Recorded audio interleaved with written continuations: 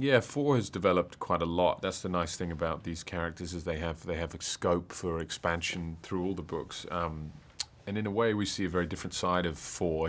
Before in the first movie, he's quite, he's quite enigmatic. You don't really know him, and you get to know him slowly. Also, you don't know exactly what side of the fence he stands in terms of his allegiance. But this time, he's got something to lose where he didn't before, which is Shay, which is Triss. So he's trying to protect her in any way that he can.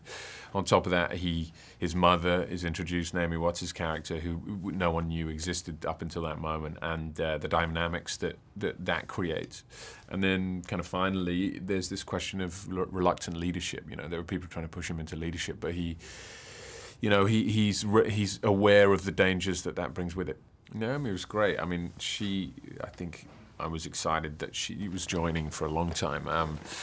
And she obviously would have had him when she was about 7. But, she brings something really interesting because her natural energy is one of kind of majesty and ethereal quality, but juxtaposed against a ruthlessness. So 4 doesn't trust her an ounce. I like the train sequence. You have a huge chase sequence followed by what you think is going to be a rest, but it turns into a giant kind of fight sequence on a train where people are being thrown off, and then eventually there's a big reveal, which is the fact that his name is Tobias Eaton and they've been looking for him. There's definitely a familiarity, and I think it's good to come back and have that rapport and have that shorthand, but at the same time you need to be reticent in the fact that you're trying to make the best film you can, so you're always reminding yourself that not to slacken too much. I think the whole movie, to be honest, is going to benefit from that. It's got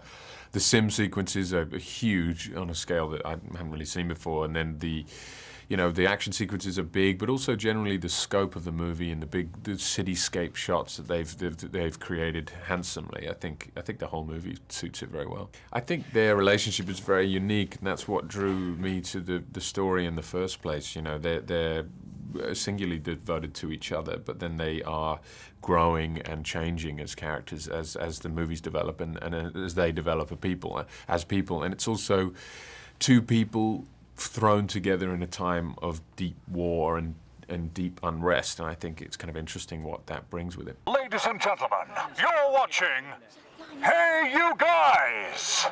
Hey You Guys, huh? Hey You Guys. Is that from the Goonies? It is indeed, yes. Nice. Hey You Guys!